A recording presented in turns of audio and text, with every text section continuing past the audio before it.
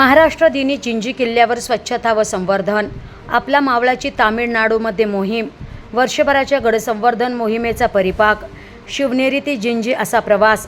स्वराज्याच्या तिसऱ्या राजधानीत स्वच्छता मोहीम आणि भगवा ध्वज फडकावून अभिमानाचा संदेश देशभर.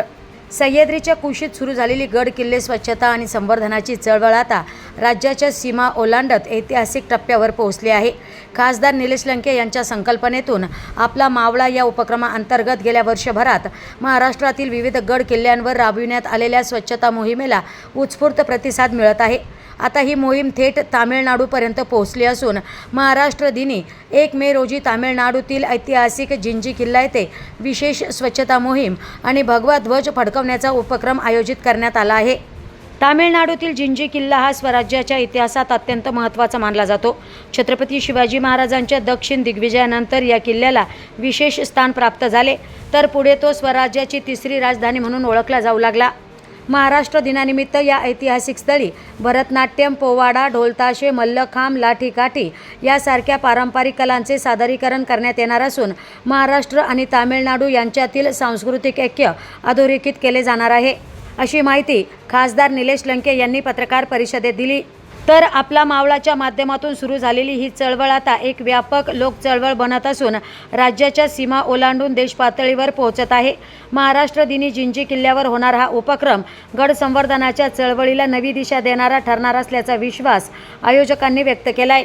या पत्रकार परिषदेसाठी खासदार निलेश लंके, आपला मावळा संघटनेचे अध्यक्ष रामेश्वर नेमसे, उपाध्यक्ष नगरसेवक योगीराज गाडे, प्राध्यापक सीताराम काकडे, आदित्य जीवनगोरे धाराशिव, अविनाश बानकर, जिशान शेख सोलापूर आदी उपस्थित होते.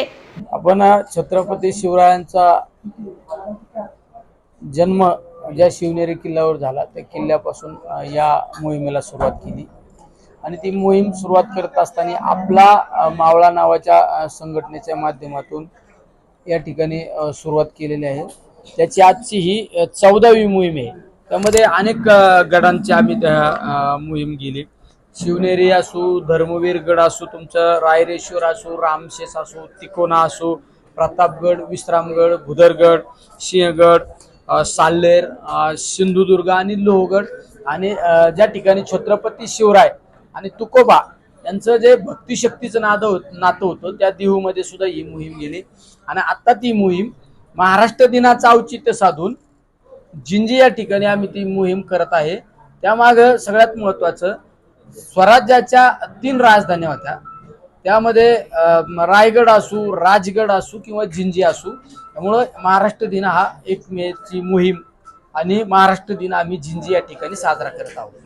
यावेळी काय काय उपक्रम राबवणार आहे? या ठिकाणी सगळ्यात महत्त्वाचा आमचा अजेंडा असतो की त्या परिसरातली स्वच्छता करणे, त्या परिसरामध्ये वृक्षारोपण करणे, काही ठिकाणी डस्टबिन ठेवणे, बाकडे ठेवणे, लाईटची व्यवस्था करणे, जे जे छोटे मोठे कामं असतात आणि काही छोट्या प्रमाणातली काही डागडुजी असेल, हे सगळं आम्ही त्या मोहिमेमध्ये काम करत असतो. पण मोहिमेमध्ये काम करत असताना त्या मोहिमेमध्ये अजून त्या गडासाठी काय एक्स्ट्रा करणं आवश्यक आहे ते सरकारला आम्ही पाठपुरावा करत असतो. आणि हे सगळं काम झाल्यानंतर आम्ही महाराष्ट्र दिन त्या ठिकाणी मोठ्या प्रमाणात साजरा करत आहे.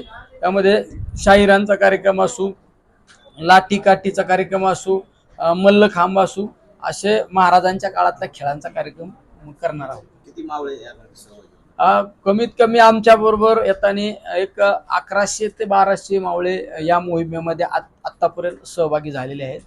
आणि आम्हाला अपेक्षित आहे की जे तमिळनाडूमध्ये आपले काही लोक आहेत, तंजावरला आहेत, काही जिंजी भागात आहेत, काही वेगवेगळ्या तमिळनाडू भागामध्ये, कारण छत्रपतींचं तहत तंजावर त्या भागामध्ये अनेक लोक आपले महाराष्ट्रीयन लोक आहेत.